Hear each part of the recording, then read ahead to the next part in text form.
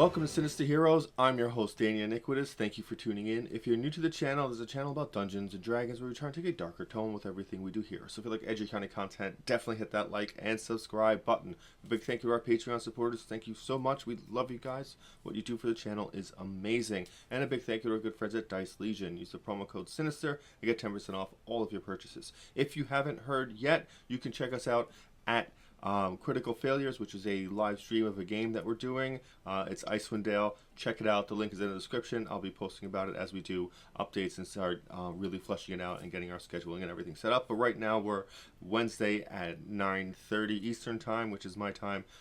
You can figure it out from there. Without further ado, we're going to jump into Playtest 8 and talk about the monk. So the new playtest has just dropped for 1D&D, and we're going to go over the monk first. Hopefully they did our good friend the monk some justice, and they gave him a couple of buffs.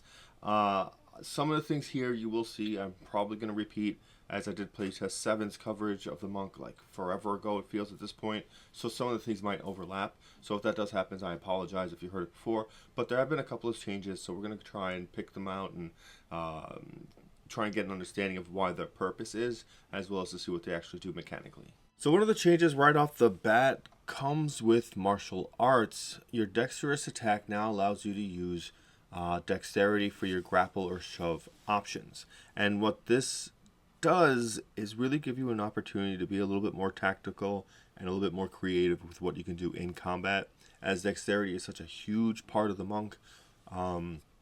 Upping that is going to be a necessity anyway, because not only does it work with unarmored defense, it also works with your martial arts attacks and your monk weapons, and all those kind of rolled into one. So you're really going to have that up anyway. This kind of gives you the opportunity to do a couple of things that, like the Barbarian would do, where you can grapple someone to hold them from being able to move around. I think grappling someone and making unarmed strikes makes a lot of sense. It's something you can very easily picture in your mind and therefore understand, which I think is very useful. The martial arts die stays the same. It starts at a D6 and goes all the way up to a D12. That, again, I really, really do like. I think it's very cool that a monk weapon can do, you can use a dagger and do a D10 or D12 damage. That really speaks to me, especially with the builds that you can really optimize for weapon attacks, like the Shadow Monk or whatever the Kensai is going to be. Now, they took away weapon masteries, so you do not have that anymore, which I think is very strange. But the reason why I think they took that out is because it has to be a part of the Kensai monk, because it's so focused on using a weapon and strategizing with it and practicing and using that weapon as a focal point of your martial arts, that it feels that's what it's being saved for, and that's what's going to make the Kensai monk feel a little bit more dynamically different than it previously could have been. A lot of the times it was just perceived as a monk with a weapon, as opposed to just gaining any new monk things. It just gives you agile parry, really, which was a defensive bonus that required you to make an unarmed strike as part of using your regular attack. Meaning, yeah, you needed to have a weapon, but your benefits came from not using it. I think all those things be kind of clarified up, and I think a big portion of that is going to be incorporating your weapon masteries, and I think that's why the base monk does not have that. Now, they made a mention in Monk's Discipline, which used to be Martial Discipline, which is where your key points now kind of exist. I think it's now Discipline points. But they made a mention that some of these might not actually take discipline points, but I haven't seen anything in the playtest that would depict that. So I thought that was a really unusual thing to do. So just keep on the lookout for that. I'm pretty sure it's going to show up at some point later, if it will. But that being said, there's no real changes there. They did move Uncanny Metabolism, I think. I think you used to get it later. But what happens with Uncanny Metabolism is when you roll initiative, you regain all expended discipline points. And when you do so, you roll your martial arts die and gain a number of hit points equal to your monk level plus the number rolled.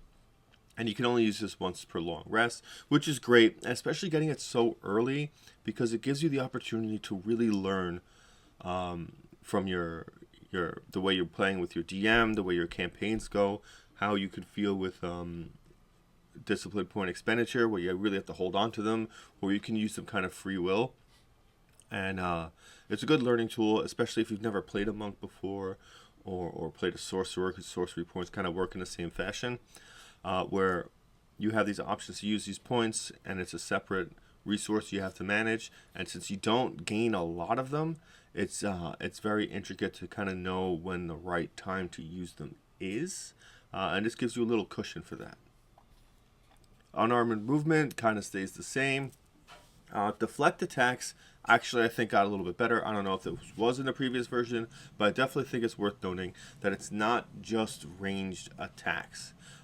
So the way it's worded now is you can use your reaction to deflect melee and range attacks against you that deal bludgeoning, piercing, or slashing damage. When you do so, the total damage you take from the attack is reduced by 1d10 plus your dexterity modifier plus your monk level. So at 3rd level, that's a pretty substantial amount. Say you have a +3 to your dex, so that's 6 plus 1d10. You can make it something all the way up to 16, which is a pretty big number at level 3. If you reduce the damage to 0, you can spend 1 discipline point to redirect some of the attack's force. If you do so, choose a creature within 5 feet of you if the attack was melee, or 60 feet of you if your target isn't behind total cover, if it was a ranged attack. That creature must succeed on a dexterity saving throw or take damage equal to 2 rolls of your martial arts die plus your dexterity modifier, and the damage is the same type dealt by the attack. A little wordy, but understand your martial arts die will increase. So at 3rd level, this is 2d6 plus whatever your dexterity modifier is. So imagine 2d6 plus 3, which is getting hit by a greatsword as a reaction plus 1 discipline point if they fail the saving throw. Gauge this on who you're fighting. If you're fighting a quick character, if you're fighting like a goblin or a kobold, probably not your best bet. But if you're fighting like a bugbear or an actual bear, something that's going to be more strength leaning and less dexterous, that's a great way to use this. Try not to use this as a opportunity to attack the target that attacked you, but an opportunity to attack a more optimal target, and that will really grow your tactical understanding of what the monk is capable of. They really buffed Stunning Strike here, and you should be pretty hyped up about this. So you get it at level 5, and once per turn, when you hit a creature with a monk weapon or an unarmed strike, you can spend 1 discipline point to attempt a Stunning Strike. The target must make a Constitution saving throw. On a failed save, the target has the stun condition until the start of your next turn. On a successful save, the target takes force damage equal to a roll of your martial arts die plus your wisdom modifier. So, I'm going to say how I interpret this. You might read it a little differently, or maybe you see it differently than I do. So, it is a benefit if they succeed on that saving throw, because you're going to do your regular attack damage, okay? And then because you hit, that's when you're using Stunning Strike. So it's part of that attack, okay? Follow me here, because it might get a little convoluted and maybe people will disagree with me. But it doesn't say that the martial arts damage, the martial arts die plus your wisdom modifier replaces your damage roll. So whatever your attack is, you will add that martial arts die and your wisdom modifier on top of that damage. So say you used a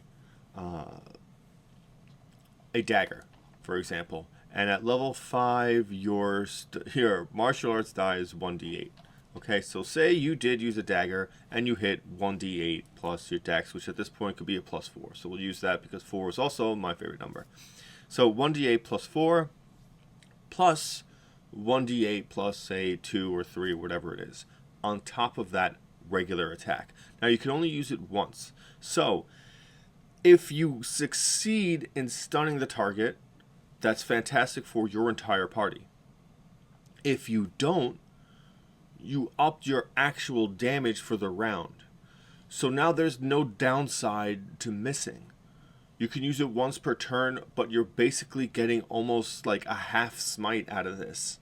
on top of your normal damage. So say that dagger had flame tongue on it, and you add all that up. Like, that's more and more dice you're throwing into this pool. Again, that's kind of how I see it.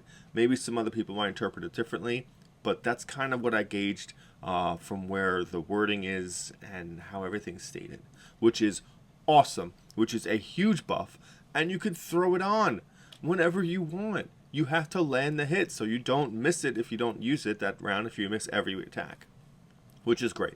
At level 6, your empowered strikes changes a little bit. Now you can choose to use force damage or the normal damage of your unarmed strike. I don't know why that is. I feel like using force damage makes a lot of sense. It feels like your ki is flowing into your body and it's being used in a way kind of like in Dragon Ball Z, like when all the Saiyans attack, they're not just using just their regular strength to punch. They're using their ki as part of that energy to enhance the damaging effects of their punches. I feel like that works thematically. I think it's an easy concept to understand. I don't understand why you wouldn't want that. Because if you don't use force damage, your regular attack isn't magical by any means that's going to overcome regular resistances. So you might take a DPS loss or a DPR loss, but that all again depends on how they're going to release new magic items and all that sort of things. Maybe there's a lot of monk specialized items, which I really think there should be, that might give your unarmed strikes magical damage on top of it. But again, you have this ability. It's strange that it's just force. Okay, here at the higher levels is when things kind of start to get really, really good for the monk. So at level 10, you get heightened discipline. So your training has pushed your body and mind to new levels. Your flurry of blows, patient defense, and step of the wind gain the following benefits. Flurry of blows, you now make 3 unarmed strikes instead of 2, which is awesome, because if you throw in stunning strike on top of them, it's going to feel like you kind of hit 4 extra attacks. Again, that's going to be a huge portion of what your monk point, your discipline points go into. So be prepared to really feel that increase of that extra attack throughout the game. Patient defense now gives you temporary hit points equal to 2 rolls of your martial arts die, which is pretty great, especially if you're in a situation where you need to use those skills. It's important. Again, patient defense gives you the ability to take the disengage action as a bonus action, and or you can take both disengage and dodge as bonus actions. I guess that's where it is. I'm seeing it now. Patient defense to take disengage as a bonus action is free, but if you want to take disengage and dodge, you need to spend 1 discipline points, which actually now really increases the monk's defensive abilities and makes them a significantly better striker with that increased move speed and the free disengage. All you have to do is sacrifice your flurry of blows, really. That's really when you're going to feel it the most. But that does give you a lot of cool things that you can do. Step of the Wind, the improved version from Heightened Discipline. When you spend a discipline point to use Step of the Wind, you can choose a willing creature within 5 feet of you that is large or smaller. You move the creature with you until the end of your turn. The creature's movement doesn't provoke opportunity attacks. I imagine you must keep within the bounds of their movement speed. So if you happen to use this on some a species that has, say, 25 movement speed, like a dwarf, you have to be a little aware of where you're kind of just dropping them. But it is cool to see that kind of like, almost like that Naruto jutsu where you kind of just do something and you just drag somebody with you in this like almost ethereal movement that just dashes them and repositions them or saves them in a lot of ways. Like that, like a character that's standing in front of a horde, like screaming, trying to challenge and go forward. And you're like, yeah, no, this is a bad idea. And then you pull them back into safety where you can regroup. That's kind of the feeling I get for it. It's cool because this is one of the few moments as a monk where you can save someone else's life. And that's cool because, again, you can use it for NPCs, you can use it for anything on the field, as long as it's a willing creature, which obviously is going to be innocents and your party members.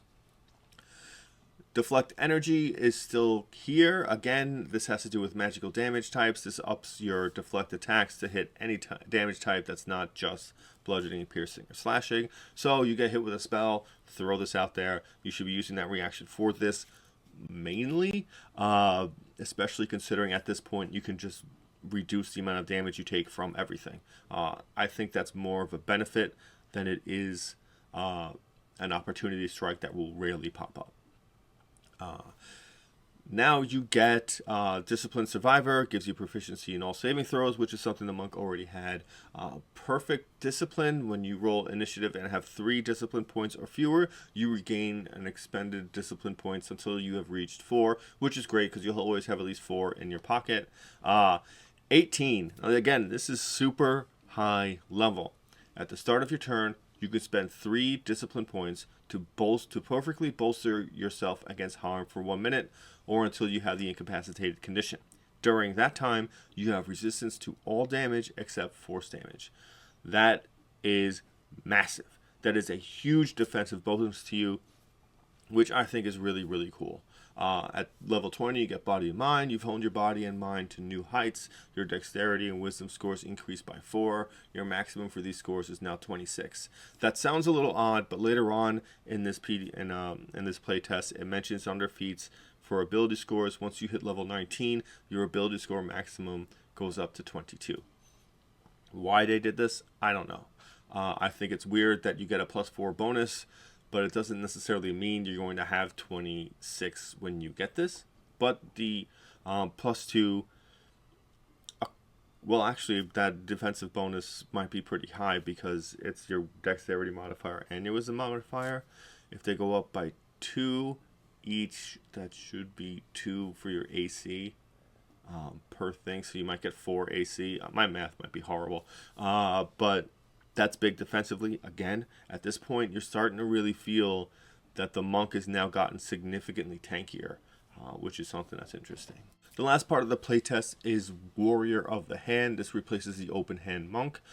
So a couple of things are pretty much the same. It's nothing too dynamic, but again, you're going to get a lot of the same things that were there before. I don't think there's really too much here that's been really changed.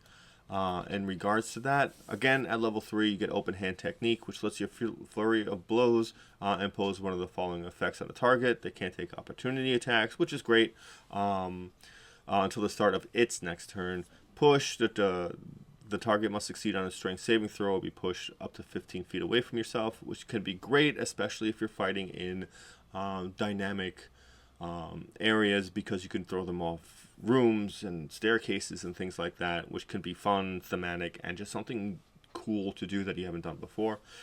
Topple, target must succeed on a dexterity saving throw or it has the prone condition. The difference between push and topple depends on who you're fighting. Obviously, if you're fighting like an ogre or something, push isn't going to be in your benefit, but topple will. So make sure to think about that when trying to optimize your use of this, because tactfully understanding what you can about your enemy is going to be a benefit in order to help other people. If you drop them prone, that means everyone can get melee attacks with advantage, which can be magnificent as far as what it can do for destroying these enemies quickly or removing them from off the field, or just making it easier for other people to get away from them. Wholeness of body, this I think is new, but I can't tell you for sure. You gain the ability to heal yourself as a bonus action. You can roll your martial arts die. You regain a number of hit points equal to the number rolled plus your wisdom modifier. You can use this feature a number of times equal to your wisdom modifier, and you regain all expended uses when you finish a long rest. This works kind of like second wind for the fighter, which is great at 6th level because you're gaining additional martial arts die, so that die is getting bigger and bigger and bigger. Keeping in tandem with your wisdom is probably not as high as your dex, especially for this subclass. So it kind of feels like you're just one step behind for most of the time you're with this in comparison to the fighter second wind, which feels about right because you're a monk. You're not meant to be sitting there in heavy armor enduring the long hours of war. You're there for a strategic martial artist kind of like one-on-one fight, which shouldn't be lasting days on end. At 11th level, you get Fleet Step. you can easily stride out of harm's way when you take the bonus action. Other than Step of the Wind, you can also use Step of the Wind as part of that bonus action. And finally, at 17th level, you get Quivering Palm. You gain the ability to set up lethal vibrations in someone's body. When you hit a creature with an unarmed strike, you can spend 4 discipline points to start these imperceptible vibrations, which last for a number of days equal to your monk level. The vibrations are harmless unless you take your action to end them. Alternatively, when you take the attack action on your turn, you can replace one of the attacks with this action. To use this action, you and the target must be on the same plane of existence. When you use this action, the targets must make a Constitution saving throw or take 10d12 force damage on a failed save, or half as much damage on a successful one. You can only have one creature under the effect of this feature at a time, and you can end its vibrations harmlessly without using an action. So, you have to land an attack. Spend 4 discipline points, which at 17th level really isn't a lot. Keep that in mind. And then on your next turn or afterwards, it doesn't say it can't be used in the same turn. So say you do hit the person a number of 3 times out of attack actions. You then can do this on your first, use the action to make the attack on your second, and continue your attack on the third, or however you decide to do so. Understand, if it lands, 10d12 has a huge range of damage it can deal, from literally 10 to 120 force damage. Most of the time, you're going to land kind of somewhere in the middle, 50, 60. That's kind of just how it should be in theory. That's still a very big hit. Now, if they succeed on this saving throw and take half, that's anywhere between 5 and 60 damage on the higher end. So you're probably expecting 30 or 40, maybe. Now, for that, the amount of discipline points that you put in, it's a dice roll. I don't think it really adds up that well, but you have to risk it for the biscuit. If you get to this level and you don't use this ability, you're really missing the mark on something that when it hits is gonna feel awesome. There's gonna be a lot of ups and downs. A Constitution saving throw is something that should be very easily made, because obviously monsters at this level have to be pretty fortified, with their survivability. But still, a bad roll is a bad roll. It is not a magic attack. There is no magical advantage that they can get on their rolls to make this. This is just a regular attack. So in that regard, there's less things that would have advantage for that. So keep that in mind, and you gotta try and use it, because at some point, more often than not, it's gonna work and it's gonna feel great. And that is, when it does land, it's gonna be worth a bunch of times where it didn't. One of the things I've noticed is the defensive bonuses that you gain from the monk now have gone through the roof. Step of the Wild gives you dash as a bonus action for free, which I didn't mention earlier. Patient Defense gives you disengage as a bonus action for free. Your Flurry of Blows gets upped. Your defensive abilities later on get upped. You feel a growth as you level up now. Everything feels to add onto your monk. And your monk feels like it's getting better and it is evolving. It's getting more defensive abilities. Its damage is going up. Stunning Strike now has a fail-safe, so when you just burn discipline points, it's not so bad. It makes it worth it that it's once per turn that you're able to do this, because you would otherwise obliterate targets, even if they fail the saving throw. Even if they succeeded the saving throw.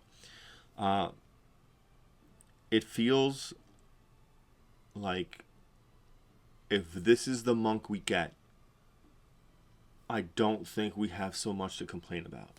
I feel like the monk is substantially improved by this, and I feel like it's got to be as close to on par as it's ever going to be, because it feels good. it feels right. Everything feels to flow really well together. Maybe numerically its damage won't equate to multi-class builds or whatever, but nothing will equate to that. But it should be pretty close on par with every straight class of equivalent level. It might not be necessarily higher damaging at certain points, but it would be, I could see them being baseline. And their survivability going up, I think, says something about the class, because that really doesn't get factored in as much or as clearly as it should, especially with optimized builds. Optimized builds tend to be more about dealing damage, because D&D is more oriented to taking as many pieces off the table as fast as possible equates to your victory. But I think the monk now has options. It has increased damage. It has better balanced skills, that I think these base skills are better than some of the base skills that every other class gets, because even if they failed, you still get something really good out of it. That really only happens with damaging spells. Defensively, and their opportunities to get in and around and really feel like a striker really feels like it came to the forefront, and I really, really appreciate that. With all that said and done, we're going to bring this video to a close. If you've made it this far into the video, thank you so much for sticking through to the end. It definitely helps the videos out a lot. Definitely hit that like and subscribe button. We're very proud that we had such great success this year. We're getting close to December, so the year's almost over, but we surpassed our goal by over 300. Let's keep that going, and so we can smash next year's goal as well. Couldn't do it without you guys. Thank you so much. If you're interested in becoming a Patreon supporter, the link is in the description, and a big thank you to our Patreon supporters. Thank you so much for supporting the channel. It really means a lot and really helps us bring out content every week. And a big thank you to our good friends at Dice Legion. Use the promo code Sinister, get 10% off all your purposes, and check us out Wednesdays 9:30 Critical Failures, where you can see me and a whole bunch of great other players join in and do Icewind Dale currently. So thank you for giving a spooky kid a chance.